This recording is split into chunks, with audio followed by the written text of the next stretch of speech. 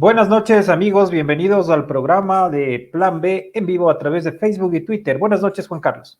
Buenas noches, bienvenidos, bienvenidas a este último día del mes de abril, un mes complicado, un mes trágico, dramático para el Ecuador, sobre todo para la provincia de Guayas y la ciudad de Guayaquil, un mes que termina con algunas cifras, con una epidemia en ascenso, aunque el gobierno diga que la tabla sea, ¿cómo es? La curva sea detenido o sea moderado, pero con la expectativa de que el país empieza ya tímidamente, como lo han hecho otros países, a empezar a salir del confinamiento obligatorio al que se nos ha sometido en función de darle tiempo, han dicho las autoridades siempre, para que los sistemas de salud, de vigilancia epidemiológico y de educación para la salud con la población funcionen o empiecen a funcionar. Esa es la situación a esta hora, Fermín. Así es, queremos dar la bienvenida a los invitados de esta noche. Tenemos desde la ciudad de Bahía de Caracas al escritor y columnista de Plan B, Carlos Arcos Cabrera. Buenas noches, Carlos. Buenas noches, Fermín. Buenas noches, Juan Carlos. Qué grato estar con ustedes. Me siento sumamente acompañado luego de esta larga cuarentena en solitario. Bienvenido, Carlos. Estaremos contigo en unos minutos. Se conecta también con nosotros desde la ciudad capital, Edwin Miño, director ejecutivo del Consorcio de Gobiernos Provinciales. Buenas noches, Edwin. Buenas noches, Fermín. Buenas noches, Juan Carlos. Buenas noches, Carlos. Buenas noches a todos los ecuatorianos, ¿no? Un gusto estar aquí con ustedes. Un abrazo a todos. Bienvenido, Edwin. Gracias por estar con nosotros. Tu presencia es súper importante para tener el pensamiento y la acción de las prefecturas en estos momentos tan cruciales para el Ecuador. Estaremos conversando con ellos en breves momentos más. Mientras tanto, vamos a pasar revista a los hechos noticiosos del día. Para empezar, como siempre, este bloque de noticias con las cifras oficiales del gobierno con relación a la pandemia. El día de hoy, el gobierno ha declarado que hay 24.934 casos confirmados de COVID en Ecuador. Esto se ha obtenido de 16.404 pruebas de PCR y 8.530 pruebas rápidas. Han descartado también 27.914 casos, han sido negativos. Los negativos son 17.943 PCRs, 9.971 pruebas rápidas. El gobierno también afirma que se han recuperado 1.558 personas, se ha dado de alta hospitalaria a 1.806 personas. La estadística mortuoria lamentable de hoy, las pérdidas humanas que nos está produciendo al país esta tragedia, alcanzan a los 2.353 muertos, de los que el gobierno ha cerrado en 900 la cifra de los diagnosticados por COVID y 1.453 las personas que probablemente murieron como consecuencia de esta infección, Juan Carlos. Sí, así es. Estuvimos ahora en la rueda de prensa virtual que se hace todos los días a las 11 de la mañana junto a la ministra de Gobierno y vocera del COE, María Paula Romo, y también el viceministro de Salud, Javier Solórzano. Acá hubo algunas noticias a partir de las preguntas de los periodistas. Primero, el viceministro de Salud, Javier Solórzano, reconoció quizá por primera vez y de manera oficial que los 8.000 muertos que el gobierno, adicionales que el gobierno reconoce en Guayaquil, pueden deberse de alguna manera o en buena proporción a epidemias de dengue que se ha cruzado de alguna manera, por decirlo así, no creo que sea la expresión adecuada, pero que ha estado también simultáneamente en esta crisis del COVID-19 y otras enfermedades que se han potenciado a partir de la crisis humanitaria, infartos que no se pudieron atender a tiempo, diabetes. No olvidemos que la muerte por diabetes es la primera causa de muerte en el Ecuador y sobre todo en Guayaquil. Si no pasaba esta tragedia del COVID en Guayaquil, mucha gente se moría y se muere en Guayaquil por diabetes y las consecuencias que esto tiene, ¿no? Esta es una noticia. La segunda es que la ministra anunció que ya no se darían cadenas nacionales diarias, estas de las 11 de la mañana, para informar sobre datos o cifras. Se emitirá un boletín diario, eso sí, pero las cadenas irán entre 2 a 3 días. No precisó de ninguna manera, a pesar de las preguntas, cuándo sería. Ellos seguramente evaluarán. Y lo tercero tiene que ver con lo que se viene, es decir, el 4 de mayo arrancará el gobierno, el COE deja de alguna manera el paso a una etapa nueva que se ha llamado la nueva normalidad, que es un concepto que no sabemos todavía qué significa, pero esta nueva etapa de distanciamiento que se llama involucra ya a los gobiernos seccionales, a los COEs cantonales, y permitirá que se tome la decisión, o se ha tomado ya decisiones importantes. El ministro dijo que había 100 cantones, al menos en el Ecuador, que no tienen un solo caso de COVID-19 y que eso tiene que ser evaluado por esos cantones para permitir que de alguna manera se relajen las restricciones. Quito, de su parte, entrará con semáforo rojo desde el 4 de mayo hasta, según se decidió el Consejo Metropolitano, hará una evaluación semanal hasta cuando las condiciones vayan dándose, y sin embargo hay algunas restricciones que se van a relajar. Por ejemplo, un mayor horario para el uso de los taxis, de los taxis amarillos, y entiendo también que las plataformas Uber y Cabify, pero también los horarios para entregas a domicilio se relajan, se vuelven más hasta las 22 horas inclusive, superando el tema del toque de queda para este tipo de actividades, lo cual ya es una forma de relajamiento a pesar del semáforo en rojo, Fermín. Así es, a pesar del semáforo en rojo, entonces hay algunas nuevas disposiciones que serán aplicadas a lo largo de la próxima semana, y a pesar también de lo que ha anunciado la señora ministra del Gobierno, la mayoría la totalidad de los municipios han decidido continuar en rojo, como habíamos anunciado ayer oportunamente. Vamos a analizar otros temas.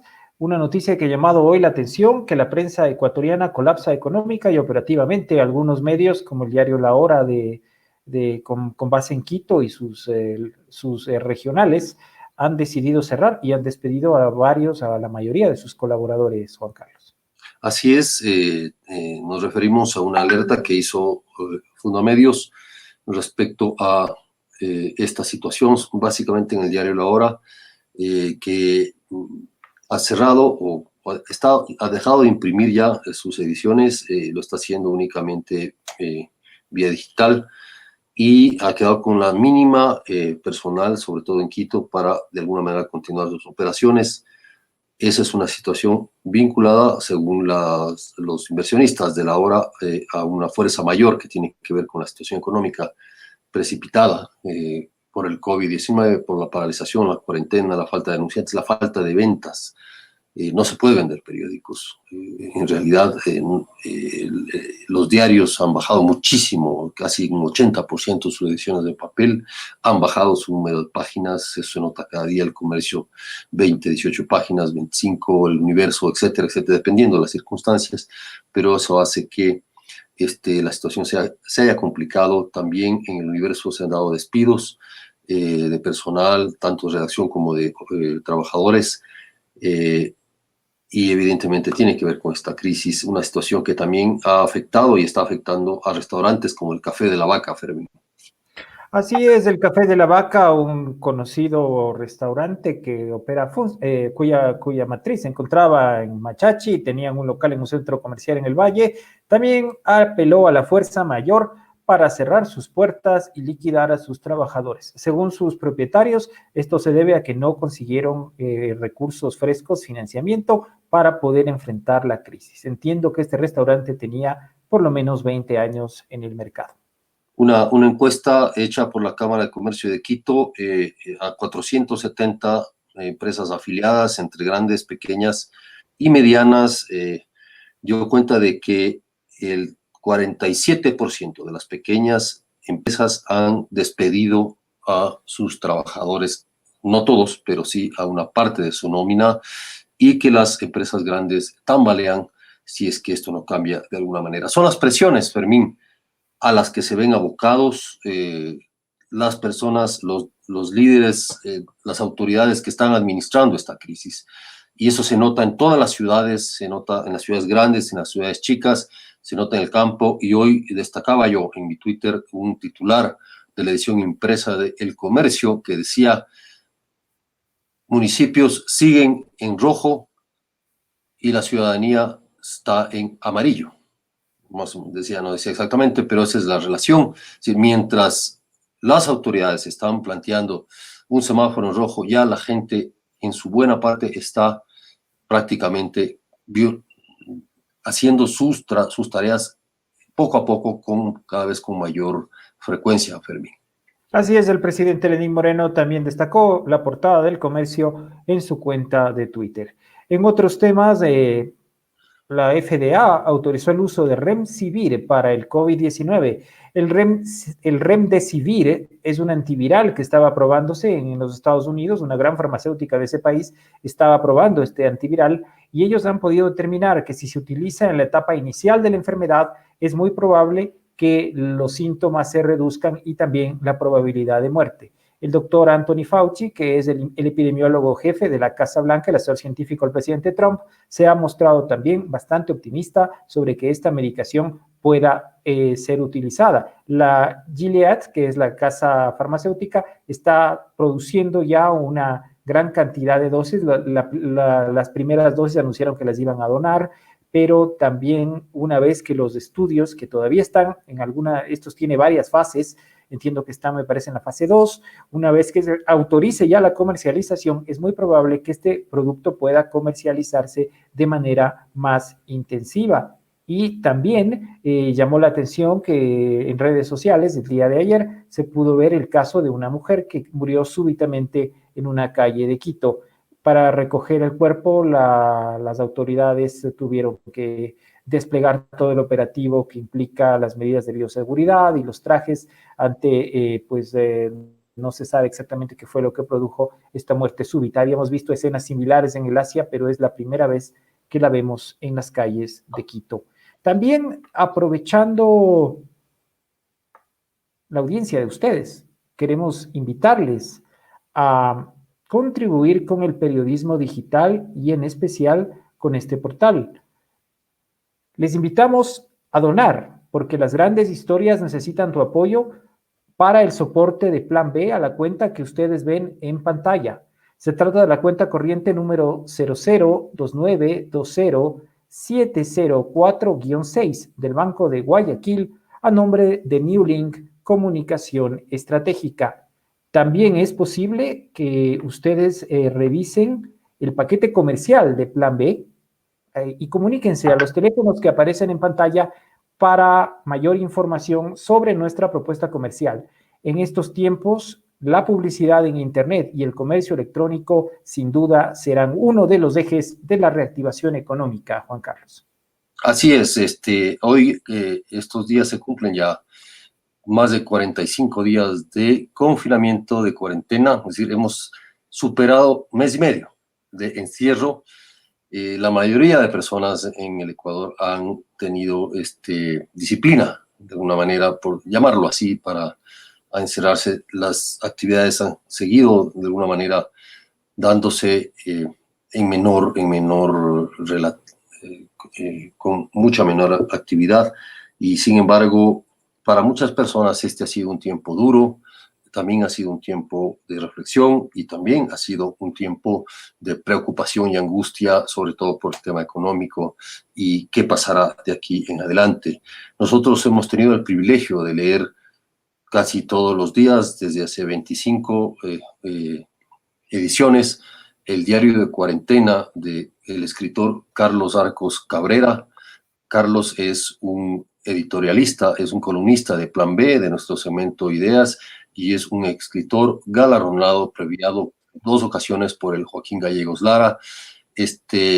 Además, con una obra emblemática por la cual le aplauden como rockstar o estrella de rock, que se llama Memorias de Andrés Chiliquinga, que es catalogada como una obra juvenil, esta de Carlos Arcos, y también ha tenido otra serie de grandes logros, como Saber lo que es olvido en el 2016, ¿no es cierto?, Para guardarlo en secreto, El invitado 2007, Vientos de agosto, Un asunto de familia, obras premiadas. Carlos, es un privilegio que estés con nosotros. Él está en este momento en Bahía de Caracas y él ha escrito, y hemos leído con estas reflexiones de un escritor, de un hombre que en soledad está pasando esta cuarentena junto a su gata Jaque Mate, y que de alguna manera ha sido una compañía también para nosotros. Bienvenido, Carlos, gracias por estar con nosotros. Gracias, Juan Carlos, gracias, Fermín. Bueno, sí, efectivamente, yo soy el que debo agradecer a Plan B que me haya permitido estas reflexiones en el diario de cuarentena, porque ha sido realmente el canal mediante el cual he podido compartir a través de Plan B mis angustias, mis miedos, porque es difícil no experimentar angustia, miedo ante la incertidumbre, ante lo que uno ve, escucha, más que ver, escuchar o ver en las redes, ¿no? Entonces, en realidad me he sentido enormemente, digamos, acompañado por el simple hecho de poder compartir a través de Plan B con lectores, lectoras, estas inquietudes, estas reflexiones a viva voz, casi sin censura, porque he compartido también como les decía, mis angustias, mis miedos, mis temores. Es un momento difícil, creo que para todos, independientemente de la situación económica que vivimos, ¿no? Yo creo que son diversos temores y diversas angustias. Así es que, más bien, gracias a Plan B por la oportunidad de compartir este diario de cuarentena. Preguntamos en general a políticos, economistas, son los que llevan la palabra en los temas como más dramáticos de esta crisis, pero un escritor, un sociólogo que está siempre reflexionando desde afuera hacia adentro, desde adentro hacia afuera, ¿cómo ve el Ecuador post-epidemia? Bueno, yo te digo, soy pesimista y no tengo temor en decirlo, y pesimista por varias razones, ¿no? Yo diría una que se observa en la calle. Yo diría que no soy tan optimista pensando que la mitad de la población ecuatoriana fue disciplinada. Yo creo que un 30% lo fue, un 30% cumplió a medias y un 30% por diversas razones, por la presión de ganar $1 o por otras razones menos éticas, no cumplieron la cuarentena. Y eso, claro, genera la incertidumbre de qué vamos a hacer en esta fase en esta nueva fase, en esta nueva normalidad que supuestamente se va a abrir a partir del 4, ¿no? Eso por un lado. Por otro lado, el hecho de que, digamos, lo que uno puede leer en este tiempo, yo creo que se sintetiza bien en esta palabra incertidumbre, ¿no? Incertidumbre de con qué sociedad nos vamos a encontrar, porque ha cambiado, directamente ha cambiado, hemos cambiado nosotros, ¿sí?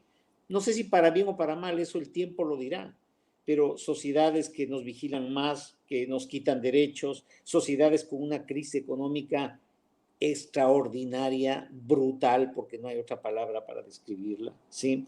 Y también con una perspectiva de futuro que no sé si llamarle perspectiva.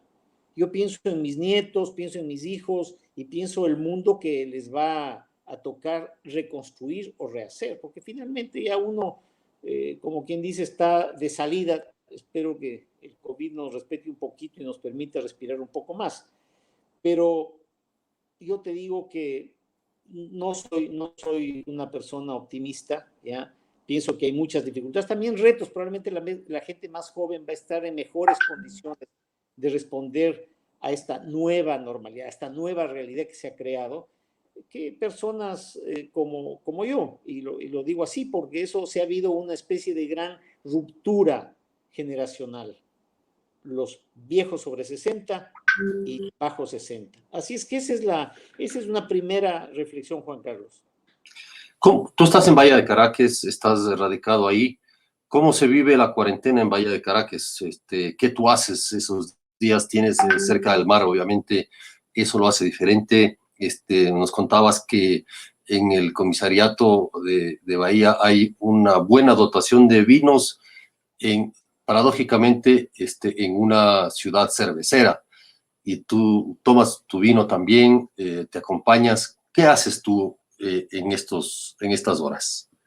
Bueno, en realidad trato de mantenerlo primero una cierta rutina, creo que eso es importante, ¿ya?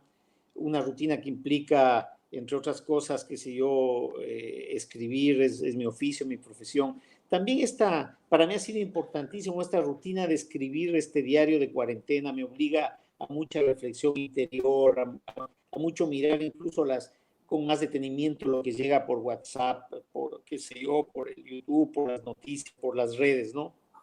Entonces yo trato de mantener una rutina. Y claro, tengo la posibilidad de salir, como todos los ecuatorianos, salir un día por semana a hacer compras. Yo aprovecho para hacer una vuelta un poco larga, ¿ya? Y aprovecho para llegar hasta el malecón, ver el mar, ver el agua, es tan gratificante, tan tonificante, me llena tanto de energía. Claro, luego voy al supermercado, efectivamente, a buscar un vinito que es un gran compañero, ¿ya? Y buenos vinos, felizmente en el comisariato, como te decía, en una ciudad cervecera hay vinos buenos y con excelente precio, que no se difunda mucho la noticia, porque si no todos se van a llevar el vino. Entonces es una rutina, en la tarde procuro leer, digamos, en las horas de calor, de todas maneras hay que refugiarse un poco, trato de leer, y en la noche o veo una serie, trato de ver series que no me dañen más la cabeza de lo que ya la realidad me daña, y bueno, y luego tratar de sí mantener horas de sueño, aunque no siempre es posible. El insomnio es un perverso, ¿ya? Porque te cae el rato menos pensado y te puede arruinar esa noche y el día siguiente. ¿Tú Así es que ves noticias todo el tiempo? ¿Estás pendiente? ¿Tratas? ¿Cómo? Porque muchos, bueno, nosotros por la profesión tenemos que estar ahí. Mucha gente siento que ya no le interesan las noticias, siento que ya están saturados. Me decían amigos míos que no son periodistas, que no tienen por qué estar, o políticos, que no tienen por qué estar pendientes de todo, ni de redes sociales, ni de nada de esto. ¿Cómo te sientes en eso? ¿Crees que está saturada la gente sobre lo que está pasando? no sé, en realidad, yo no podría dar, digamos, no es un tema que he conversado con las personas que converso, con los amigos, amigas y demás. Yo por lo general trato de tener algo así como un segmento noticioso. Ya. Entonces, pues, yo me abro una ventanita después de tomar el café, un buen café, bien cargadito, negro, y veo las noticias.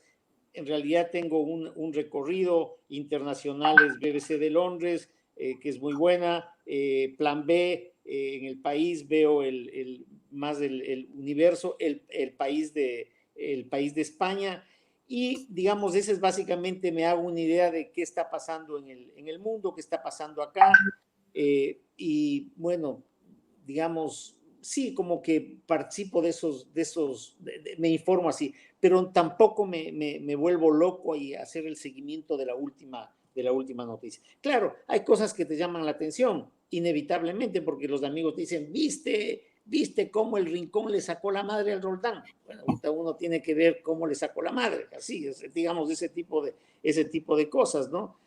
Pero en general trato de dedicar un tiempo a ver eso y luego me desentiendo. Tal vez en la noche vuelvo a revisar algo, pero no más, porque también terminas abrumado, terminas además sin saber mucho, quedas atrapado entre las teorías de la conspiración, ¿ya? Y una realidad que te dice que hay, qué sé yo, en Estados Unidos más de 60,000 muertos, que curiosamente ya no te dice nada. 60,000 muertos no te dice nada, pero un muerto, un cadáver en una calle de Guayaquil se convierte en una noticia internacional. Eso es lo paradójico de toda la situación y de las noticias. Una imagen de un cuerpo envuelto en plástico en Guayaquil impacta más que la cifra 62,000 muertos en Estados Unidos.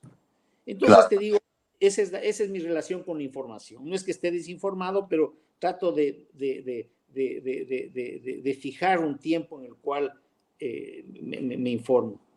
Y luego las tertulias con los amigos. ¿Cuáles son tus amigos entrañables? ¿Con quienes conversas durante el día? Ahora, en este tema de de lo que estamos haciendo en este momento. Cada uno nos estamos viendo en las pantallas, nos conocemos las casas, las bibliotecas, los lugares, los habitaciones. Bueno, te digo, han sido personas muy lindas, muy gratas, la lista es larga, qué sé yo, siempre te envían un saludo, te envían un meme, te envían una caricatura, Diego Cornejo desde Los Ángeles, Edison Palomeque desde Atlanta, mi amigo Pedro Emilio Pérez desde un pueblito en Chile que se llama Graneros, y bueno, yo te podría hacer una lista larga. Ha sido en todo caso una gran oportunidad de recuperar diálogos que en el día a día se pierden, a veces tener llamadas increíbles, hermosísimas. Me llamó hace unos días una gran amiga, compañera mía de hace 40 años en la maestría en Flaxo, en México, y de repente la sorpresa: hola Carlos, ¿cómo está? Claro, sale el tema de Guayaquil, pero bueno, pasado eso ya se habla de cómo te va y demás, ¿no? Así es que no, yo creo que ha sido también una oportunidad de reencuentro muy, muy lindo con gente, con amigos, profundizar la amistad, las llamadas de Fernando Moncayo desde Quito, de Santiago Carcelén, de Miguel Molina desde Nueva York, son muy gratas, son en realidad, te digo, yo creo que ha sido también una oportunidad de recuperar un diálogo que a veces el día a día se pierde, ¿no? Eso es. De acuerdo, gracias Carlos. Jazz Ojeda, que es una de nuestras colaboradoras, te manda, dice saludos a Carlos y a Jaque Mate. Ah, bueno. Jaque Mate está escondida por allá y no quiere aparecer en cámaras. Le pedí que venga, claro, pero tiene temperamento. No te preocupes. Gracias a ti, Juan Carlos. Ha sido realmente, te digo, la generosidad de ustedes conmigo me da una gratitud enorme, y aprovecho para saludar a todos los amigos, amigas, a los lectores, lectoras, y bueno, ha sido una grata experiencia de compartir con ustedes este diario de cuarentena, que como ya termina la cuarentena, también va a terminar el diario. No. Sigamos adelante. Gracias, Carlos. Una buena noche. Saludos, gracias. Sí. Muchos saludos. Fermín. Bueno, agradecemos a Carlos Arcos, escritor y editorialista de Plan B desde Bahía de Caracas. Y damos la bienvenida a Edwin Miño, él es director ejecutivo del Consorcio de Gobiernos Provinciales, con quien vamos a tratar el tema relacionado con el papel de los gobiernos locales, precisamente de los gobiernos autónomos descentralizados, que en esta crisis han tenido una especial significación. Buenas noches, Edwin, bienvenido al programa. Parece que tenemos un problemita con el micrófono de... Buenas noches. Sí. ¿Cómo está? Buenas noches. Sí, un saludo fraterno para ustedes, mis fervientes deseos de que se encuentren bien con sus familias. Bueno, primero permítanme solidarizarme con todos los familiares de los ecuatorianos fallecidos, y dos nuevas solidaridades, ¿no? Con los trabajadores despedidos, no solo de los sitios de donde ustedes han contado, sino de tanto el sector público como del sector privado, que han cesado en funciones, lo cual es súper perverso en estos momentos. Y mañana es el Día del Trabajador, que lo tomemos con muchísimo optimismo, ¿sí? Con muchísimo optimismo, es fundamentalmente. Esto pasará, ¿no? Y volveremos a abrazarnos, como dice la canción. Gracias, bienvenido Edwin. Edwin es director ejecutivo del Consorcio de Gobiernos Provinciales, las prefecturas. Edwin, ¿cuáles son los desafíos de las prefecturas, de los gobiernos regionales en este momento? ¿Cuál es el mayor desafío, más allá de ir superando la crisis sanitaria, que de alguna manera se irá superando? ¿Qué es lo que se viene? ¿Cómo le ves tú? Desde el primer momento comenzamos a jugar varios papeles. El primero, que no estaba entre nuestras competencias, pero que ya nos pasó, recuerden, en el 2016, en el terremoto, es decir, asumir una serie de actividades más allá de lo nuestro, como por ejemplo aquí es la compra de equipos, ¿no? Por ejemplo, la provincia del Carchi está comprando 3 respiradores para dotar a su hospital. Eso en total coordinación con el Ministerio de Salud, ¿no? Que son los que saben y los que tienen que darnos la propuesta.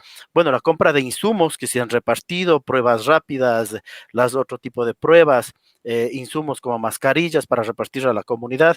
Y claro, ese es un proceso. El otro proceso, el que sí nos corresponde, que hemos estado trabajando fundamentalmente en el tema de la dotación de alimentos para las ciudades, mantener las vías en el estado, porque además de estamos en invierno, es fatal, ¿no? Entonces, intentar mantener los 72,000 kilómetros de vías que nos corresponden a las prefecturas en el mejor estado, pero entre esas, en función de la competencia de seguridad y soberanía alimentaria, te puedo decir, Juan Carlos, que hasta el momento, hasta la semana, hasta el fin de semana serán entregados 825,504 kits. Recuerde que las prefecturas, por tener mucho la relación con las juntas parroquiales y con los alcaldes que son parte de la Cámara, estamos al tanto de los sectores y de dónde viven inclusive las familias con mayores riesgos, ¿no? En mayor vulnerabilidad. Entonces son 825,000 kits, hay que duplicar eso. O sea, esto es dramático lo que tú cuentas, de que el semáforo no es un problema de mantenerlo en rojo, sino hasta cuándo la población tiene que salir así. Esas noticias de que casi el 50% de las pymes han despedido gente, los despidos de los que estamos oyendo y hablando en los dos sectores, público y privado, ¿no? Es dramático. O sea, estamos trabajando en eso, intentando mantener la conexión entre lo urbano y lo rural. Recordemos que, como dice Fernando Carrión de Flaxo, esta es una pandemia urbana, bastante connotación urbana, de bastante relacionamiento y contacto, ¿no? Entonces intentamos mantener eso. Aparte de eso, la seguridad en la ruralidad, que con varias lógicas, ¿no? Nos han sacado del esquema en el que veníamos trabajando, ¿no? Ahora, evidentemente hay un impacto mucho más fuerte en las ciudades y en las grandes ciudades. Sin embargo, hay cantones, y estaba viendo, por ejemplo, en Pichincha hay cantones que tienen 2, 3 casos. Cayambe es un caso interesante, hasta donde pude ver, tenía un caso y supongo que subió un poco, pero no tiene nada que ver con lo que está pasando en Quito, por ejemplo, o hay cantones de otra naturaleza. ¿Cómo está esa situación? Y sobre todo son cantones rurales, pero entiendo que hay otras preocupaciones, Edu. Sí, ahora recordemos una cosa, que el nivel de contagio, ¿no? De personas con contagio, tienen que tener una relación muy directa con la capacidad operativa del sistema de salud. Ajá. Eso es lo determinante, ¿no?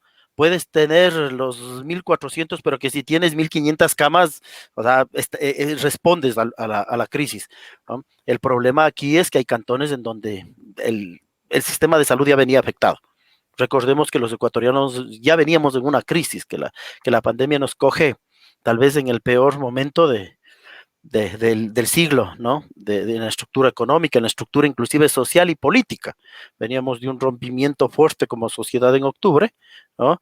Y un poco nos coge así, divididos, un poco complicados en materia económica. Ahora, por eso es importante que ahora no quiero usar términos futbolísticos, pero no me queda otra, que la pelota se traslada a los GATS, ¿no?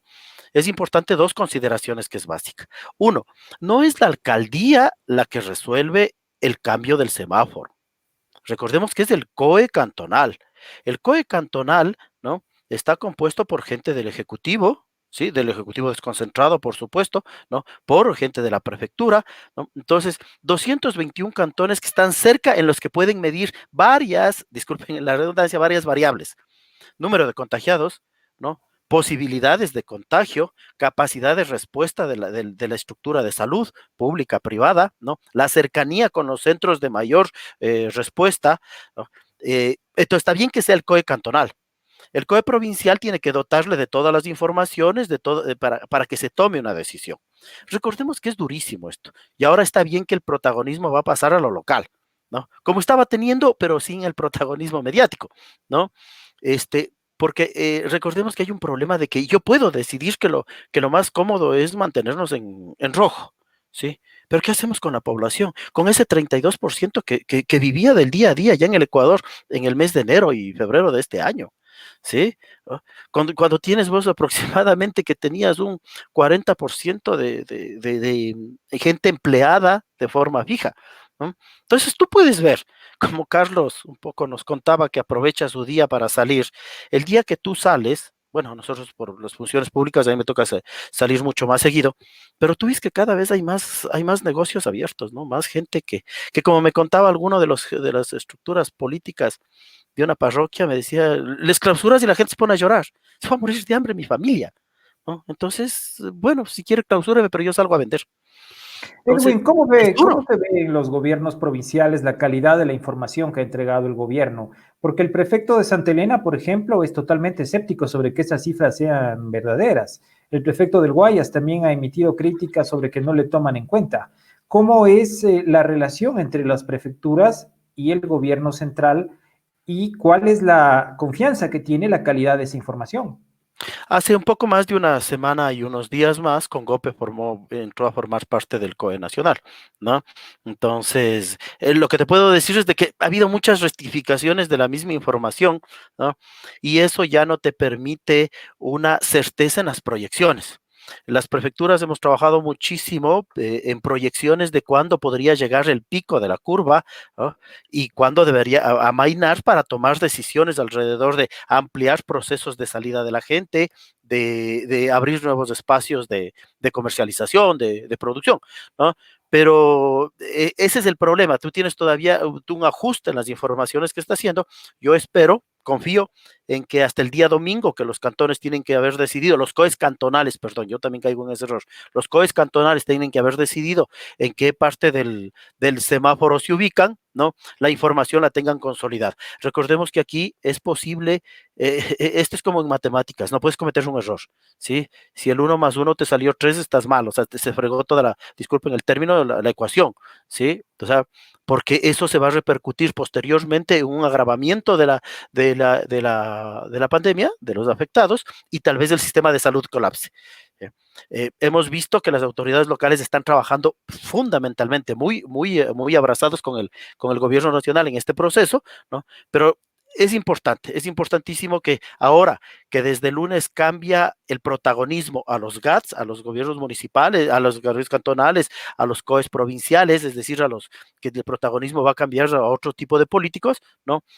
Asuman con la credibilidad que se corresponde. Recuerda que muchísimo depende de la credibilidad que tengas para dar la cifra.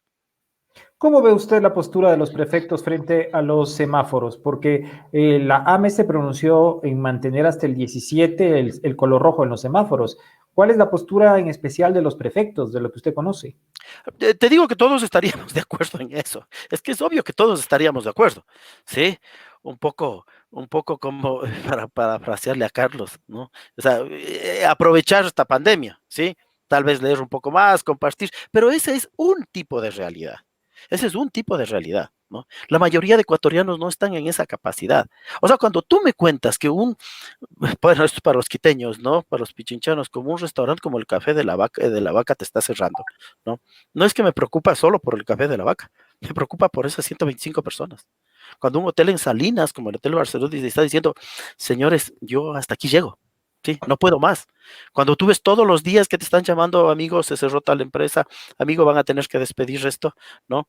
Hay que pensar, o sea, lo que queremos hacer ahora desde los gobiernos y desde nuestra responsabilidad del desarrollo político es pensar, o sea, tenemos que salir a buscar plata afuera. ¿Qué es lo que estamos haciendo desde las prefecturas? Salir a buscar plata afuera y el gobierno debería garantizar las nóminas de las pymes, que es lo fundamental, ¿no? Tenemos que buscar la plata, que salir a buscar con el gobierno, ¿no? Del brazo de los dos, ¿no? Para ir a buscar y decir, vean, señores, préstenme para mantener la nómina. Este es importante, es como en el 29, en el 30 en los Estados Unidos. Es fundamental mantener la demanda, trabajando. Es decir, que la gente tenga un ingreso, ¿no? Porque nadie que te gana 300, 400 ni $1,000, ¿no? Te va a sacar la plata fuera del país, ¿no? Entonces, ¿qué necesitas? Que esa persona reciba, que hoy día, 30 de abril, reciba un sueldo y mañana pueda, con las limitaciones que tiene, salir a la tercena de la parroquia a comprar, ¿no? Pagarle al de la tienda, ¿no? Comprarse par mascarillas de 50 centavos que están vendiendo los vendedores ambulantes, ir donde el tendero, desarrollar el tendero. Entonces necesitamos mantener activa la demanda, ¿no? Ahí es donde yo a veces no entiendo eso de que no, es que hay que intentar reducir que la austeridad, que el gasto público. No, este momento tienes que tener trabajando a todo el mundo. Recuerden esa frase de Roosevelt, ¿no? Que había que contratar albañiles para que en el día tapen los huecos de las calles de Nueva York, ¿no? Y en la noche contratar otros para que vayan y los destapen, ¿no? O sea, ¿pero qué te quiere para hacer eso? Que tienes que tenerle a la gente circulando. Hoy día tienes reservas, tienes que generar una serie de pedidos hacia afuera para que venga la plata y garantizarle la nómina a los pequeños, a las pymes, ¿sí? Pero ya, perdón, Garantizada la nómina.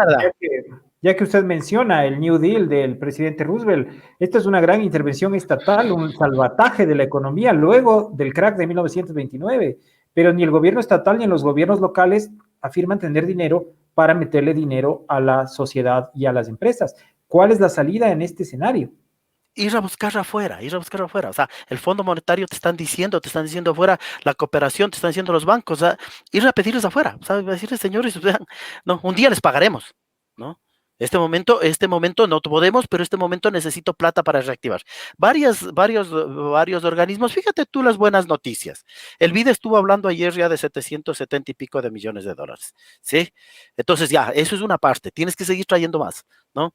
Tienes que pedirles que traigan más recursos, porque es lo único que nos puede salvar, hasta que vayamos dinamizando la economía. En un concepto, el presidente español decía, el presidente español, ¿no? Pedro Sánchez decía el día de ayer, esta es la demostración de que el estado de bienestar funcionó, ¿no? Con todos los males que puede haber tenido, ¿no? Y la etapa que viene, ¿no? Esta década que viene, es la del estado de bienestar. El estado de bienestar que de alguna manera ha tenido en el Ecuador una serie de problemas, ¿no es cierto? Desde un hiperestado, un estado grande que funcionó en la década pasada y una reducción en estos últimos años de esa capacidad, de esas capacidades. Sin embargo, ahí el tema de lo local es fundamental, Edwin. Lo local, hablando desde las regiones, ¿no es cierto? Las provincias, los cantones, las juntas parroquiales, y la ciudadanía vinculada a todas estas propuestas. Te pongo un ejemplo, la enorme cantidad de productores, pequeños productores agrícolas que hay, por ejemplo, en Pichincha o en Tungurahua, etcétera, etcétera. Hay más de 1 millón, entiendo, de unidades productivas y de servicios asociados en este tema. Este sector, de alguna manera, no está siendo tomado en cuenta en esta crisis. Es el sector más impactado, más afectado. ¿Cómo potenciar desde los gobiernos provinciales, porque además forma parte de sus competencias, este sector enorme de la economía popular y solidaria, como se le llama? Así es, yo un poco como decía Carlos, le estoy citando bastante porque me gustó, ¿no? Aparte de no ver muchas noticias ya de los noticieros en el sentido pesimista, tampoco estoy revisando muchos análisis de que la economía va a caer en el 5, en el 8, en el 20%, porque todavía no sabemos las consecuencias de esto. ¿Qué tienes que hacer? Es proyectar el mecanismo, la definición de la estrategia que vas a utilizar para salir. Esa sí la puedes hacer, sin saber si el daño te afectó 5, 7 o 10% del PIB. Ese proceso de la economía popular solidaria, la economía familiar, es la que está manteniendo un poco este momento el país. Es por qué ves en abundancia papas, lechugas, por qué ves que sí están surtidos los mercados que el tendero de la esquina tiene, tal vez no de la calidad que quieras, ¿no? Que los grandes supermercados tienen, ¿no? Tienen abastecimiento. Te pongo un ejemplo, ¿no? En los proyectos pilotos que se está haciendo para rehabilitar y para relanzar el proceso de construcción, están 2 vías de 2 gobiernos provinciales, ¿sí? Imagínate lo que eso significa. ¿Por qué la obra local? ¿Por qué el gasto público, el mal llamado gasto público, es fundamental para el desarrollo local? Son 2 vías que hay que pavimentar. Imagínate eso implica la movilización de 30 personas, con todas las medidas de seguridad. O sea, es primera vez que estamos pasando en esto. Tienen que trasladarse de manera en busetas especializadas, ¿no? Trabajan con más de 3, 4 metros de distancia, se les están haciendo las pruebas rápidas. ¿Pero qué significa eso? Significa que la ferretería de las comunas en Loja, donde se está haciendo, en el Tendil, ¿no es cierto? Villonaco, ¿qué es cierto, Juan Carlos, has de conocer bien, ¿no? Entonces, imagina, esas comunidades, ¿no? Tienen que abrir para darles de comer algo, con todas las medidas de precaución, ¿sí? ¿No? Entonces, esa ferretería porque no vas a poder trasladarte a comprar en Guayaquil, ni en Cuenca, ni en Loja, ¿no? Así es. Vas a tener que comprar, si se te rompió el martillo, vas a tener que ir a la ferretería Pepito de alguna parroquia de ahí. Eso es lo importante de la obra local, ¿no? Tú, para un puente, ¿no? De 15 metros, de 30 metros de luz aproximadamente, ¿no? Contratas directamente 45 personas. Yo no estoy hablando de exceso de pipones, ¿no? Porque en la construcción no hay eso, ¿no? Que sí se puede acusar en otros lados, ¿no? Pero de 40 a 45 personas. Ahora, aparte de eso, dinamizas todo lo que necesitas. La señora que tiene que ir a vender las papas con cuero en el momento es. No estoy diciendo que es lo óptimo. Es obvio que ahora el 10 anterior es el cero nuestro de ahora, ¿no? La señora que vende las papas con cuero, el tipo que te tiene que dar el transporte, ¿no? Entonces, dinamizas la economía. ¿Qué tenemos que hacer? Volver a eso, a contratar gente para que vaya a tapar los huecos, ¿no? Y como no hay para qué contratarles para que vayan a destapar, sino que en la noche sigan trabajando en el resto de obras que hay que seguir haciendo, ¿no? Ahí, En ahí eso es- estamos. tengo una pregunta, Mm. ¿de dónde los recursos? Ya el gobierno le deudaba a los gobiernos, tanto a los municipios cuanto a los consejos provinciales, ya les daba devoluciones de impuestos, les adeudaba asignaciones pendientes, la AME le ha pedido al gobierno dinero, las asignaciones de ley, que no se han retrasado. ¿Qué pasa con el dinero? ¿Están en este momento, cómo están los gobiernos provinciales en el tema del dinero? Siempre hemos sido súper propositivos desde Concope. A veces muy mal comprendidos, ¿no? En algunas esferas del gobierno y de algunos otros, de otros niveles políticos, ¿no? Siempre estamos siendo propositivos. Inclusive ahora has visto que no he salido por el lado de las deudas, de que paguen, no paguen. Es obvio. Solo por decirte algo, de febrero, marzo y abril nos deben 99 millones.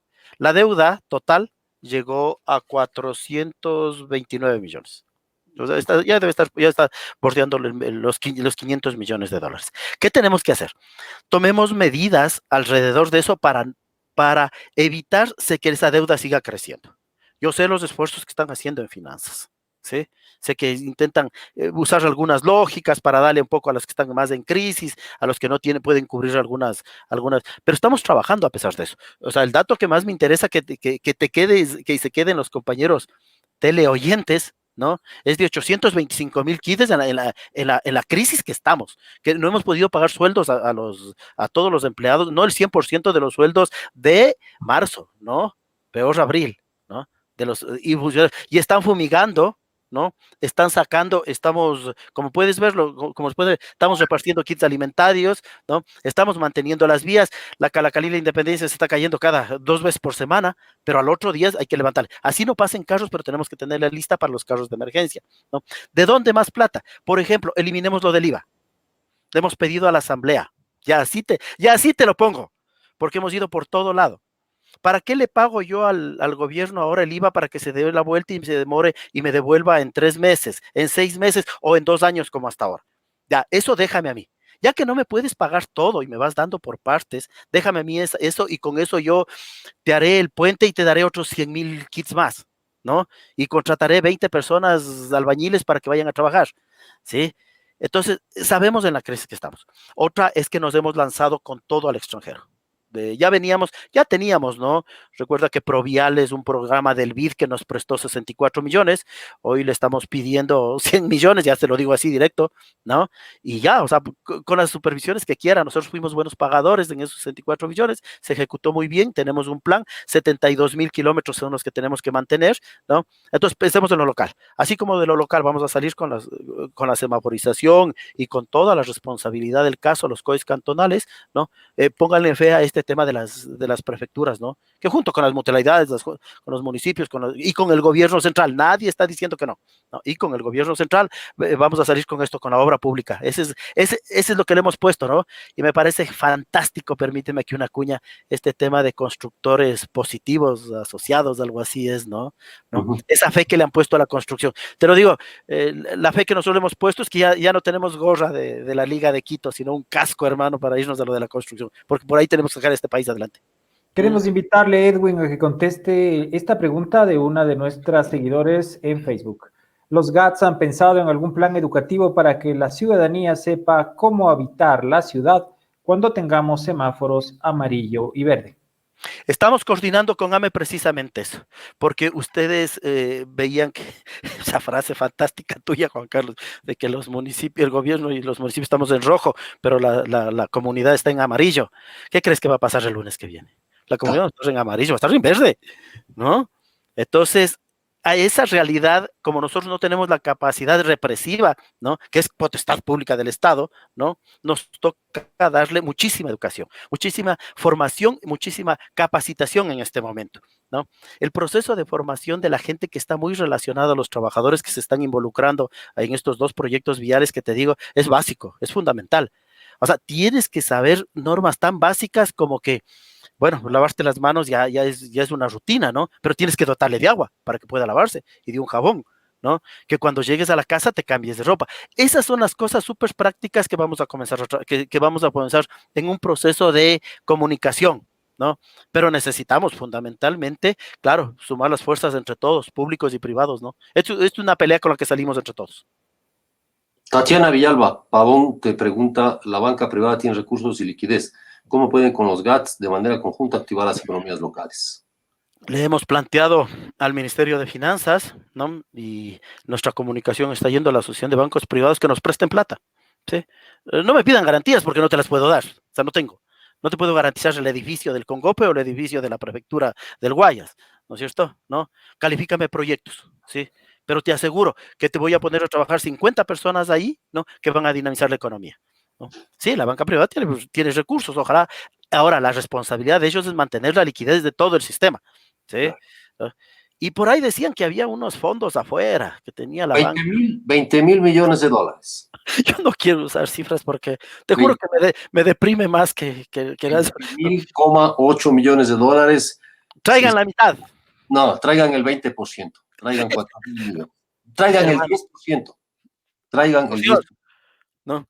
Les garantizamos, nos hipotecan los edificios de las prefecturas. Traigan, denos un porcentaje para hacer obra, para comenzar a construir, ¿sí? ¿Ah? Y tendremos que todos irnos al proceso de construcción, ¿no? Por ese lado es lo que hemos visto. ¿Por qué? Porque tú enfocabas un proceso súper importante. La agricultura familiar, la economía solidaria. En el tema rural está funcionando, ¿sí? Con todas las especulaciones, que hoy el quintal de papas te llega a costar hasta $40 en otros lados, cuando pueden ser al productor le siguen pagando poco, ya, pero está funcionando. Mal, pero está funcionando, ¿sí? Lo que decimos es dinamizar mucho más la economía, es lo que necesitamos a partir de, ¿cuándo? Tal vez el lunes. Tal vez el lunes, esperemos que sí. Gracias, Edwin, por estar con Oh, nosotros. a ti un abrazo a todos los ecuatorianos, a los trabajadores, pongámosles un poquito de fe, ¿no? Llenémonos de fe. Este fin de semana llenémonos de fe y el lunes comenzamos con mucha más fuerza y con muchas más ideas, ¿no? Que de esto salimos solo juntos. Solo, y además con ideas, además con cosas creativas, además innovando, arriesgando, poniéndole ñeque a las cosas, no sin quejarse, haciendo lo que tenemos que hacer para sobrevivir todos. Para diciembre dejemos la queja, para quemar el año viejo. Para diciembre dejemos las quejas. Para el año viejo. Ahí, allá dejemos las quejas. Sí. Listo, gracias, Edwin. ¿Qué te parece? Un abrazo. Terminamos de leer los mensajes que nos han enviado. Sí, vamos a continuar leyendo algunos mensajes que hemos recibido en nuestra transmisión de nuestras redes sociales, Facebook y Twitter. Tenemos un mensaje de Star Music. Buenas noches, definitivamente es hora de pensar localmente para salir adelante. También tenemos un saludo de Simón Ordóñez Cordero. Saludos, queridos amigos. Simón Ordóñez, también columnista de este portal y analista. Tenemos un comentario de Pablo Tatés. Psicólogos recomiendan no ver noticias y cuando más informado se necesita estar. ¿Qué dice esto del oficio periodístico? Pregunta para el periodismo. Claro, pero de hecho, lo que pasa es que una cosa es estar pendiente de las noticias y otra cosa es estar pendiente del WhatsApp. Y el WhatsApp está inundado de memes, digamos, es muy abundante. O sea, en realidad todos tenemos grupos de familias, grupos de compañeros del colegio, grupos de toda naturaleza que te mandan todo, de cualquier cosa, teorías de la conspiración, memes contra el gobierno, memes a favor del gobierno, memes contra Correa, memes a favor de Correa, las curas milagrosas que para el COVID, etcétera, etcétera. y yo te digo, no sé si te pasa a ti, Fermín, les pasa a ustedes, por experiencia propia, como yo soy periodista, dice, ¿y esto será cierto? Esto no es cierto. No, no es cierto. No difundan noticias falsas, no es verdad. Entonces, una cosa, para responder a nuestro amigo, es estar pendiente de las noticias y tenerse, como decía Carlos Arcos, o sea, sí, a tal hora me voy a enterar, 8 de la noche, voy a ver los noticieros y voy a ver lo que ha pasado, y al otro día tal vez revise, y debería revisar las ediciones de los diarios, las ediciones que se están circulando en ese momento ya por la red, y tener alguna idea de lo que está pasando, cómo está la cosa, sobre todo lo que tenemos que hacer para ir saliendo ya, los horarios, las restricciones de los taxis, los toques de queda, todo eso, y eso nos ayuda mucho también a estar enterados, porque ¿saben qué? La angustia proviene del desconocimiento. Cuando no conocemos algo, nos da angustia. Eso es cuando uno le dicen, te duele el estómago, y uno se angustia y dice, ¿qué será lo que me duele? No sé lo que me duele. Cuando ya va al médico, le dice, usted lo que tiene es gases. Entonces, uno ya sabe que no se va a morir. Eso es lo que pasa acá. Igual la angustia tiene que superarse con el conocimiento y hay que integrarse las cosas con la prensa. O sea, con la prensa, no solo nosotros, evidentemente nosotros hacemos un esfuerzo constante de todos los días, de 16 horas de trabajo constantemente, ese es nuestro trabajo, pero también de todos los medios que lo están haciendo, medios que tienen más de 100 años, como El Comercio, El Universo y otros medios nuevos digitales que estamos en la línea. Enterarse por ahí, no los memes no ayudan mucho, las noticias falsas, eso es lo que nos abomba, y bien dice nuestro amigo, hay que estar informado, pero informado, o sea, en realidad, tomando las cosas con calma y con conocimiento. Tenemos un comentario de Pedro Ordóñez Cordero. Con el ejemplo del puente, efectivamente, de trabajo a 45 trabajadores, del costo representa menos del 10% los materiales, del 30%, y el resto son impuestos. Y el 50% en corrupción, esa es la realidad, aunque en el correísmo el sobreprecio fue del 200%. ¿Cuántos empleados tiene la prefectura de Pichincha y qué hace? Una pregunta para la prefecta de Pichincha. Una pregunta para la prefecta, que en algún día, en algún momento podemos tenerla acá y le preguntaremos. Con ella le trasladaremos la pregunta. Así es. Sin duda. Gracias, Pedro. Pero estos han sido los comentarios de hoy. Quisiéramos reiterarles que hacemos un llamado a que done, porque las grandes historias necesitan tu apoyo. Done a Plan B a la cuenta corriente 002920 74-6 del Banco de Guayaquil a nombre de Newlink Comunicación Estratégica para que podamos continuar con nuestra tarea informativa. También le invitamos a revisar en nuestra página web nuestros productos comerciales. Las nuevas circunstancias, sin duda, serán circunstancias en las que los comercios deberán recurrir al comercio electrónico y, por supuesto, a la publicidad en Internet. Queremos despedirnos, Juan Carlos. Así es, muchas gracias por su atención. El mensaje que dejamos, mañana es el Día del Trabajo, mañana todos quienes trabajamos en todas las circunstancias de la vida, porque la vida es el trabajo y el trabajo es la vida, sigamos haciéndolos. Esta situación implica redoblar nuestros esfuerzos, esmerarnos mucho más y hacerlo con voluntad, con cariño, con alegría, a pesar de las circunstancias. Un feliz día a los trabajadores. Mañana también estaremos con ustedes con un programa muy especial, Fermín, ¿cierto? Así es, mañana les invitamos a todos los seguidores de Vilmatraca, esta famosa caricaturista, una caricaturista nueva, joven, que aunque ha nacido en la ciudad de Riobamba, está afincada en Cuenca y desde Cuenca hace una lectura muy singular de la realidad nacional. Y también estará con nosotros Arcabuz, el caricaturista del comercio, quien también está incursionando, además de en la caricatura, en el cómic y en algunos tipos de animación, siempre atado con la coyuntura política. No se pierdan mañana este programa especial de viernes para conocer de cerca a estos dos dibujantes. Hasta mañana.